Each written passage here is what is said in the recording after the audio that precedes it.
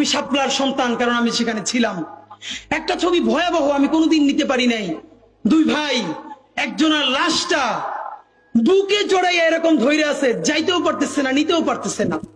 পতাকা জড়ানো, চতুর্দিকে গুলি, শাপলার বিভীষিকাময় দিন রাত। কিন্তু এই জন্য কি আমরা আমাদের সাথে যে জুলুম হয়েছে, আমরা কি আরো আরেকটা জুলুম কারোর সাথে করতে দিব?